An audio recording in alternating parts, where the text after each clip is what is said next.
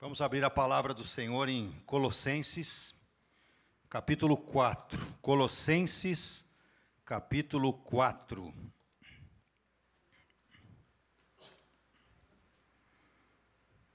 Diante desses louvores, eu me transportei lá para a década de 1990, que foram os meus primeiros passos, né, na caminhada cristã. Me converti em 1990. E todos esses louvores me vêm à mente desse período, né? É muita unção desses louvores, né? Colossenses, capítulo 4, do 1 ao 6. Do 2 ao 6, melhor. Perseverai na oração, vigiando com ações de graças. Suplicai ao mesmo tempo também por nós, para que Deus nos abra a porta à palavra, a fim de falarmos do mistério de Cristo, pelo qual também estou algemado, para que eu o manifeste como devo fazer. Portai-vos com sabedoria para com os que são de fora. Aproveitai as oportunidades. A vossa palavra seja sempre agradável, temperada com sal, para saberdes como deveis responder a cada um. Senhor, abre os nossos corações, os nossos ouvidos, para ouvirmos a Tua palavra, Senhor. E que essa palavra seja aplicada em nós, em nome de Jesus. Amém.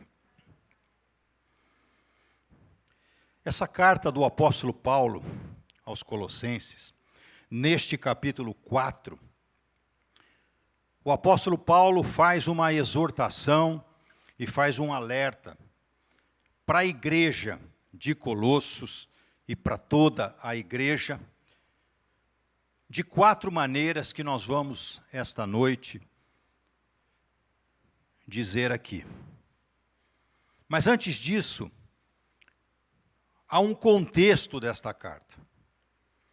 Esta carta ela é fruto do ministério do apóstolo Paulo, em Éfeso, ao qual ele ficou por 3 anos.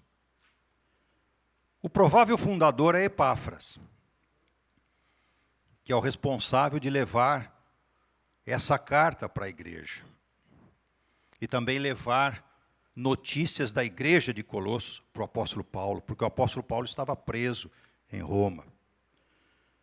Há 2 cartas que foram escritas na mesma época, Efésios e Colossenses. Mas elas têm um foco diferente.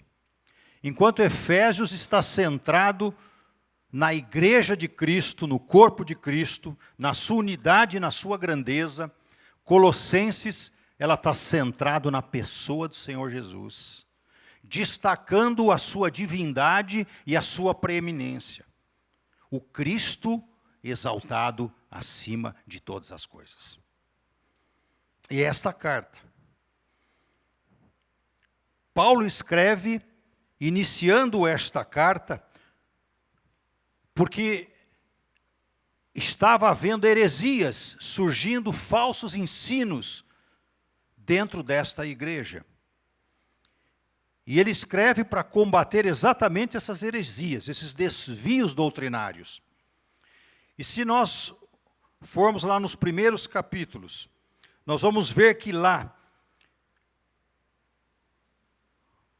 havia filosofias, vãs sutilezas, havia tradição de homens, havia culto de anjos, havia relaxamento moral, e ele cita uma série de pecados, havia o legalismo, chegando ao ponto do ascetismo, que é a prática rigorosa da lei. Paulo, então, ele escreve essa carta para combater tudo isso. Se nós olharmos para a igreja nos dias de hoje, nós vemos que tudo isso está presente. O que é mais triste, em dose cada vez maior. Então nós temos que nos apegar à palavra do Senhor, para não sermos enganados. Porque uma das marcas da igreja dos últimos tempos é heresias e apostasia. E é o que nós temos visto. Paulo ele inicia a sua carta, como foi lida aqui no início do culto, orando. Ele ora pelos colossenses, e Paulo destaca a fé, o amor e a esperança que havia neles, bem como os frutos que aquela igreja estava produzindo, o crescimento que estava havendo. Paulo ora para que o Senhor Jesus, ele seja plenamente conhecido, e ele usa essa palavra plena, toda, inúmeras vezes. Paulo destaca que a nossa vida interior é o que há de mais importante para nós. É o que nós temos que cuidar, principalmente nesses tempos do fim. Nós precisamos ser mais profundos em Cristo. E ele diz isso nessa carta. Ele fala, alicerçados e firmes nele, em Cristo. O fundamento é Cristo, não há outro. No capítulo 2, ele fala que nós devemos estar radicados nele, enraizados, firmemente, porque aí nós não vamos ser abalados. Mas ele também fala que nós precisamos ser mais elevados em Cristo. E no capítulo 2 ele fala que nós estamos sendo edificados nele. E no capítulo 3, no versículo 1, ele diz, buscai e pensai nas coisas que são lá do alto. Porque Paulo quer que a igreja seja edificada em Cristo. Mas também a nossa vida interior precisa ser aperfeiçoada nele. E ele diz, crescendo no pleno conhecimento de Deus e crescendo em ações de graça. Colossenses 1, 10 e 27. E aí chegamos nesse capítulo 4. Esse capítulo 4, Paulo vai falar na nossa vida exterior. Da nossa conduta, como cristãos. Diante da sociedade que vivemos. E a vida exterior, ela tem que refletir a mudança interior que houve por meio de Cristo Jesus. Para que os outros possam ver Cristo nas nossas vidas e para que Ele seja manifestado para as outras pessoas. Por isso que ele fala sobre Jesus, que Cristo em vós é a esperança da glória. E ele ainda diz, lá no capítulo 3, no versículo 11, Cristo é tudo em todos. Então, Cristo tem que ser tudo para nós. Plenitude. Nesse capítulo 4, Paulo vai falar de 4 aspectos do nosso viver cristão. 4 aspectos. O primeiro deles se encontra nos versículos de 2 a 4. E eu creio que é o aspecto mais importante da igreja. E tem que ser uma marca de um cristão genuíno, que é a primazia da oração. Perseverai na oração, vigiando com ações de graças, suplicai, ao mesmo tempo, também por nós.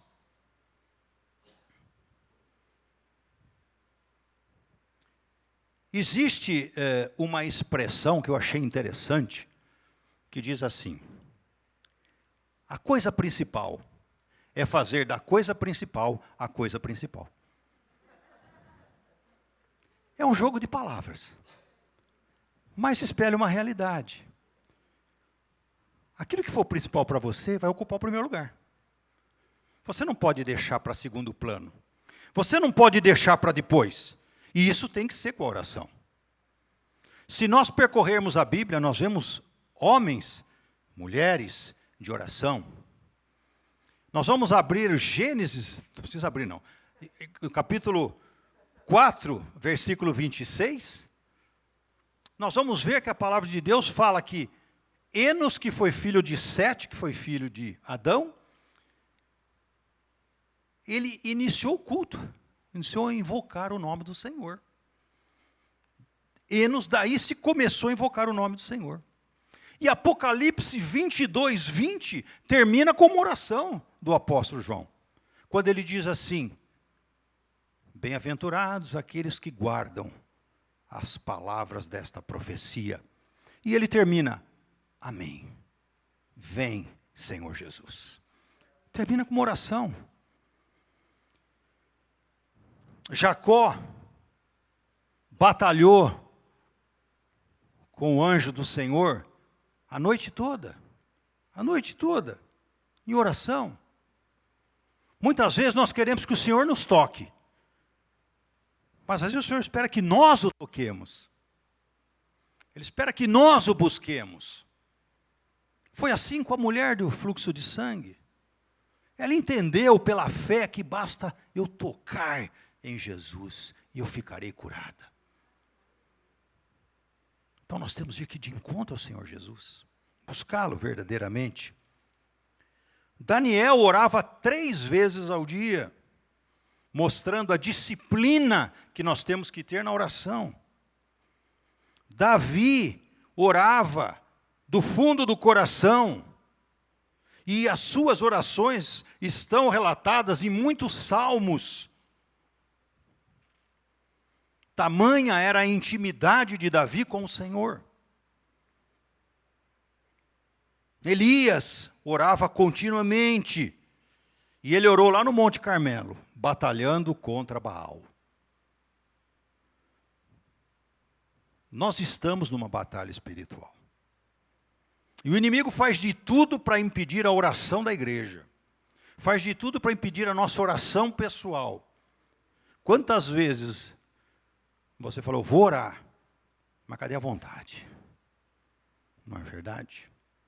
Ele tenta minar isso aí. Mas nós não temos que lutar contra isso. Paulo e Silas oraram na prisão com fervor, entoando louvores. Fervor na oração. E o nosso Senhor e Salvador Jesus, Ele realizou todo o seu ministério debaixo de oração. E a igreja tem que orar em todo o tempo, seguindo o exemplo do Senhor Jesus. Lucas, o evangelista,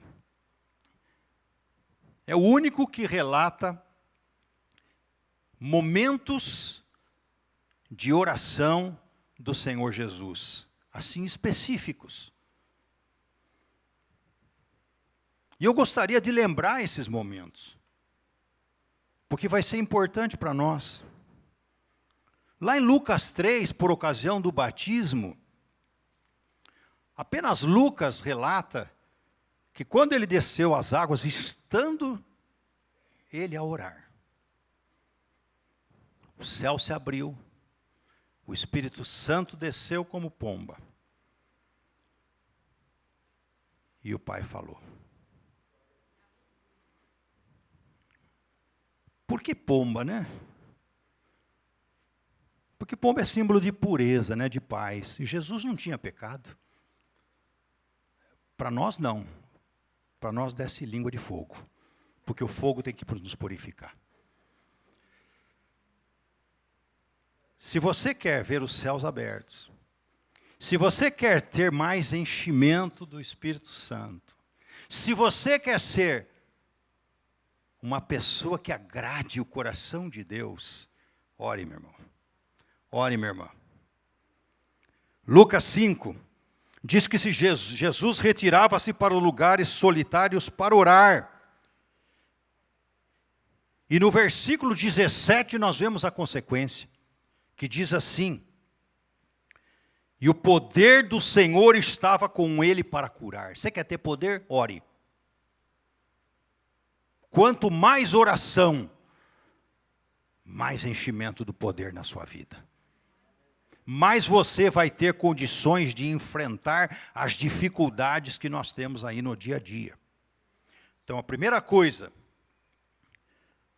No batismo, é a capacitação. O Senhor vem e nos capacita. Agora, é a prioridade da oração. Jesus, ele tinha uma prioridade na oração. Ele se retirava para orar. Em Lucas 6:12, diz que ele retirou-se para o monte a fim de orar e passou a noite orando a Deus. Depois disso, ele escolheu os 12 apóstolos. Revelando uma oração de dependência do Senhor. Eu dependo do Senhor. Eu preciso do Senhor. Eu preciso saber a vontade do Senhor para muitas questões da nossa vida. E é interessante que logo a seguir o resultado vem lá. Diz que dele saía poder. Porque ele orava. Lucas 9, 18 a 20. Já assim, estando ele orando à parte, perguntou aos discípulos: quem sou eu para as pessoas? Várias respostas, João Batista, Elias, alguns dos profetas, mostrando que nós temos que orar para que a verdade seja comunicada às pessoas, para que os olhos espirituais sejam abertos, para que o entendimento venha, para as pessoas perceberem quem é Jesus. Não é um simples profeta, não é um mestre, não é um homem histórico. Não, ele é Deus, ele é o nosso Senhor Todo-Poderoso.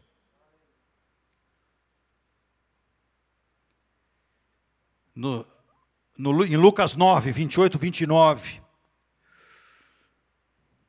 ele subiu ao monte com o propósito de orar.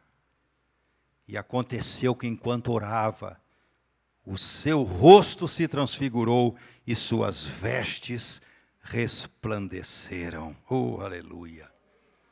Você quer que a glória de Deus manifeste na sua vida? Ore. Ore que essa glória de Deus vem. Lucas 11, 1. Diz que de uma feita, ou seja, certa vez, estava Jesus orando em certo lugar. E um dos seus discípulos lhe pediu: Senhor, ensina-nos a orar. E aí ele deu a oração modelo. Jesus, ele é o nosso mestre. Ele foi ao Pai e deixou o Espírito Santo, que nos ensina. Lucas 22, 31, 32, o Senhor Jesus fala: Simão, Simão, eis que Satanás os reclamou para vos peneirar como trigo. Eu, porém, roguei por ti, para que a tua fé não desfaleça. Quando o Senhor te chamar 2 vezes, presta atenção. Já viu quando a mãe chama você pelo nome completo, ou 2 vezes, a coisa está feia. Ele: Simão, Simão, presta atenção, Simão. Ó, Satanás reclamou aí que está querendo peneirar. É assim que ele faz conosco. Interessante que o Senhor falou: eu orei a ti, eu orei por ti. Eu orei por ti. Nós temos que orar pelas pessoas. Eu orei por ti. Não para não acontecer isso, mas para que a sua fé não desfaleça. Meu irmão, vai acontecer coisa, meu irmão. São inevitáveis. Mas que a nossa fé seja fortalecida no Senhor, para a gente continuar. E para a gente cumprir o que a palavra diz, nós vamos caminhar, sabe do quê? De fé em fé. É de vitória em vitória. É de glória em glória. É assim. Até o fim. Lucas 22, 39 a 44, diz que Jesus orou no Getsemane. Ali ele usa algumas expressões. Diz: como de costume. Isso tem que ser um hábito. De joelhos. Quanto tempo você não ora de joelho? Não precisa responder.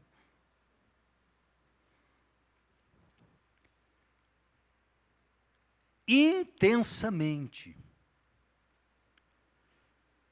E aí Jesus vem, pega os seus discípulos dormindo, né?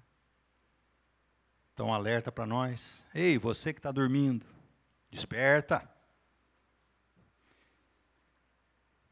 E ele diz: vigiai e orai, para que não entreis em tentação.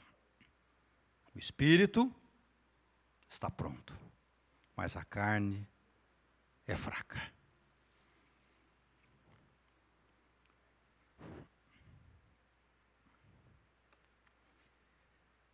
Aqui revela a nossa entrega, né, que nós temos que fazer ao Senhor. Lucas 23, 34. Na cruz, Jesus orou: Pai, perdoa-lhes porque não sabem o que fazem. Nós temos que orar pelas pessoas que estão aí fora, sem Cristo, por salvação, dentro da nossa família, no nosso trabalho, em tantos lugares, né? Lucas 23, 46, então Jesus clamou em alta voz: Pai, nas tuas mãos entrego o meu espírito. Foi a última oração do Senhor. Nós temos também que entregar as nossas vidas em tudo.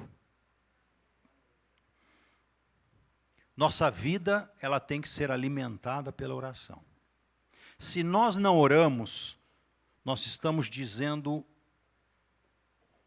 uma coisa simples: eu não dependo de Deus. Se nós agirmos assim, nós vamos estar revelando a nossa pobreza espiritual e existencial. E nós vamos ficando cada vez mais frios.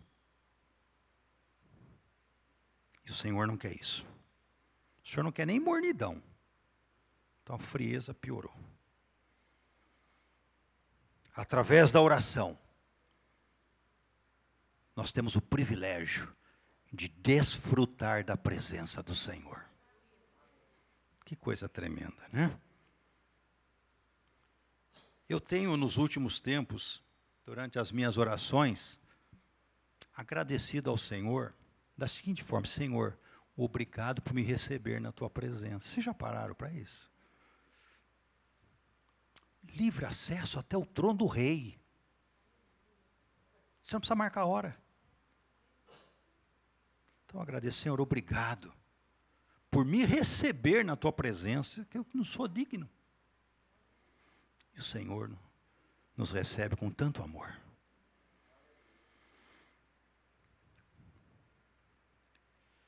Aqui Paulo está dizendo que a oração, ela tem que ser perseverante, dedicada, constante, persistente. Mas diz também que tem que ser com vigilância, alerta. E é interessante que talvez essa vigilância aqui seja no sentido da gente vigiar para não pararmos de orar, para não esfriarmos. Vigiar para nós nos rendermos ao pecado. E a oração vai nos trazer esse poder, para que nós possamos então resistir. Com ações de graça, ou seja, com coração grato, sem murmuração.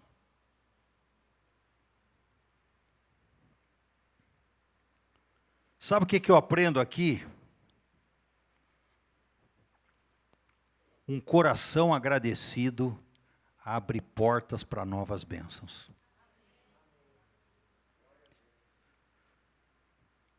Depois, no verso 3 e 4, o apóstolo Paulo, ele vai falar, e 4, a intercessão, né? A oração intercessória. Ele pede: ore por mim. Eu também preciso das suas orações. O grande apóstolo Paulo, quanto mais nós. Depois ele vai falar do segundo aspecto, que é a supremacia da palavra do Senhor. Porque o apóstolo Paulo está preocupado em pregar a palavra. Porque ele colocava essa palavra acima de tudo. Então tem que ser prioridade. Para Paulo, o mais importante era ser o quê? Um ministro fiel. Muito mais do que um homem livre. Ele estava preso. Você vê que ele não pede para ele ser libertado da prisão. Ele pede para que ele possa falar do mistério de Cristo, o evangelho de Cristo, pelo qual ele estava algemado. Para que, olha, eu o manifeste como devo fazer. Mas isso é a função de cada um de nós. Não é só do pastor, do missionário, que vai lá para a África. É de cada um de nós. Aonde nós estamos. No local que Deus nos colocou. É aqui em Campinas? É aqui em Campinas. A menos que Deus te mande para outro lugar. E ele diz que a palavra do Senhor não estava algemada. Ele fala isso para Timóteo, lá em 2 Timóteo 2,9. E ele mostra a necessidade de buscarmos as coisas lá do alto, lá no Colossenses 3,1. Existe um paralelo com o que Jesus falou, lá em Mateus 6,33. Paulo falou, buscai as coisas lá do alto. Jesus, buscai o seu reino e a sua justiça. E todas as demais coisas vos serão acrescentadas. Paulo estava exatamente repetindo o que o Senhor Jesus havia dito. A seguir, ele vai falar, cuidem do seu testemunho. Porque os outros estão olhando para você.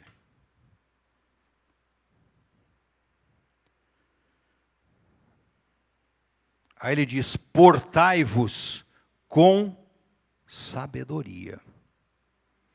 Difícil, né? Pede a Deus, que a todos dá liberalmente. Oração. Leitura da palavra. Sabedoria no agir. Sabedoria no falar. Sabedoria no que eu acho mais importante, no reagir a uma afronta. É difícil. Sabedoria no conviver com as pessoas. Ter uma conduta irrepreensível. Integridade. Caráter. Vocês já repararam que muitas vezes nós somos afrontados, às vezes acusados, por causa da nossa maneira de viver cristão? Mas a palavra diz que todos que querem viver piedosamente sofrerão o quê? Perseguição. O apóstolo Pedro diz isso. Sabedoria para pregar, para comunicar a palavra aos outros aí de fora, para você falar. O que o Senhor fez para você? Eu não sei pregar, mas não precisa pregar. Fala o que o Senhor fez na sua vida. Dá um breve testemunho. Isso aí às vezes vai impactar a pessoa. Sabedoria para não sermos desqualificados.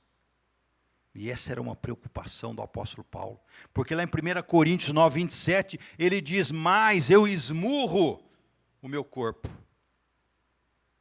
e o reduzo à escravidão.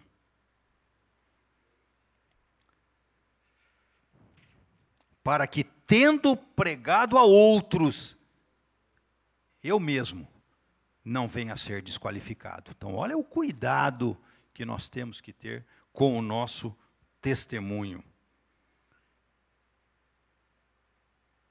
Porque ele fala com os de fora, né? Ele deixa bem claro aqui, é os não crentes.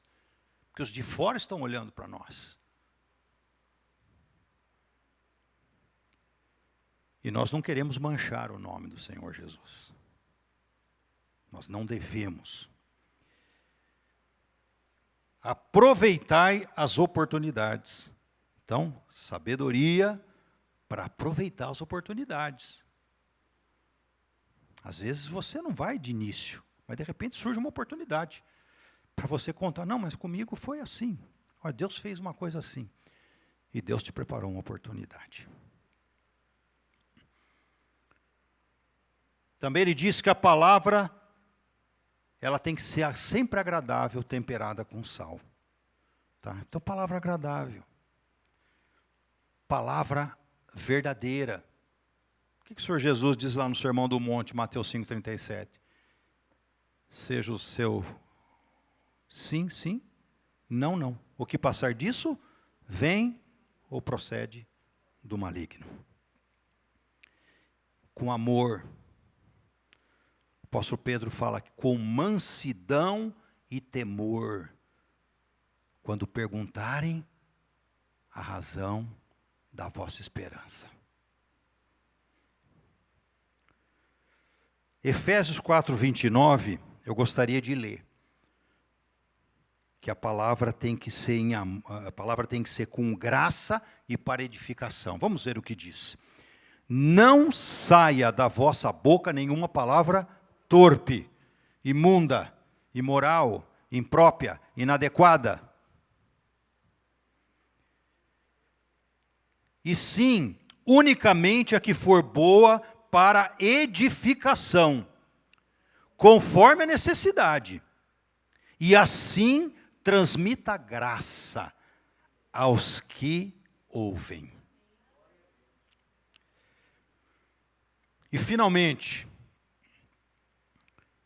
o apóstolo Paulo sempre termina as cartas agradecendo, honrando irmãos e irmãs, sempre no fim das cartas. E nessa não é diferente.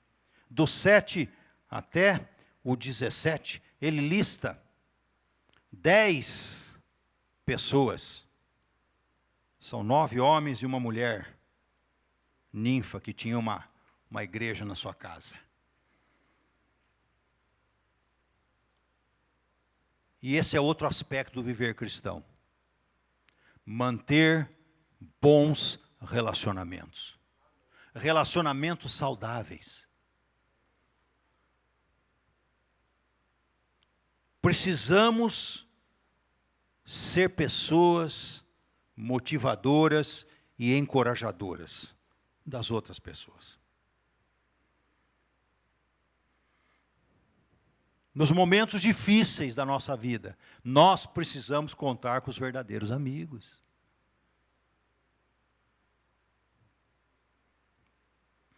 E Paulo, ele cita homens que ficaram com ele na prisão. Né? Ele fala de Aristarco, que era o macedônio de Tessalônica. Ele fala de João Marcos, que foi escritor do segundo evangelho, que era primo de Barnabé. Ele fala de Jesus o justo, a única referência na Bíblia. Nada se sabe sobre ele. Ele representa a multidão de cristãos anônimos que estão trabalhando na obra do Senhor. Talvez você não seja reconhecido por homens, mas está sendo reconhecido pelo Senhor. Isto basta. Lucas, o médico, que era um gentil, historiador, escreveu o Evangelho e Atos, né, dos apóstolos, que viajou com Paulo para Jerusalém, para Roma, e permaneceu com ele até o final. Até o final. Depois ele fala sobre Epáfras, provável fundador dessa igreja. Talvez o pastor dessa igreja. E ele fala como que Epáfras orava.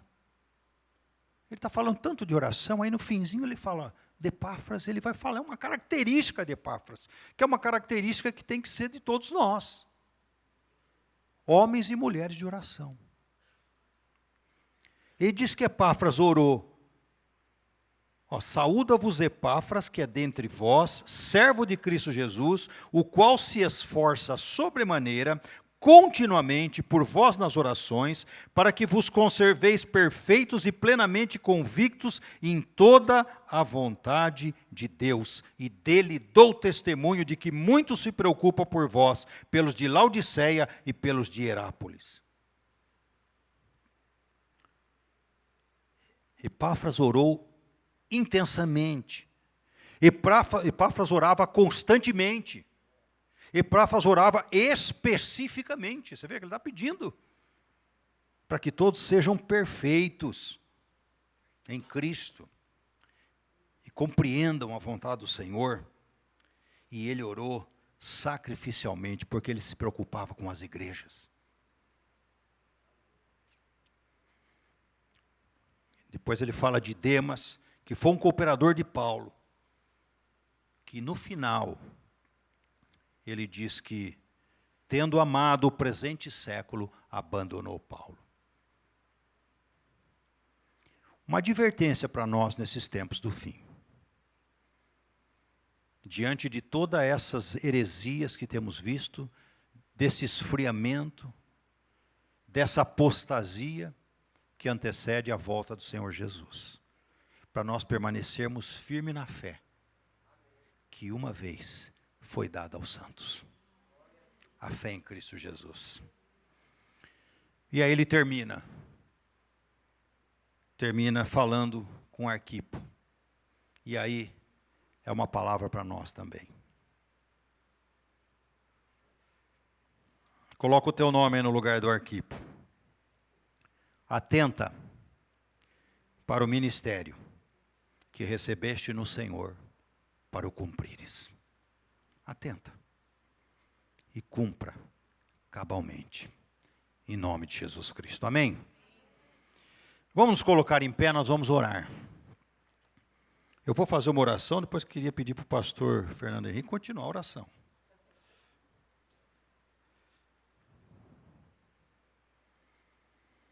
Então vamos orar. Pai Celestial, Deus Todo-Poderoso, Senhor, a Tua palavra, Senhor, é linda. Porque a Tua palavra, ela é poder para todo aquele que crê. Senhor, aqui estamos como Teu povo, povo que se chama pelo Teu nome. Senhor, e precisamos do Senhor.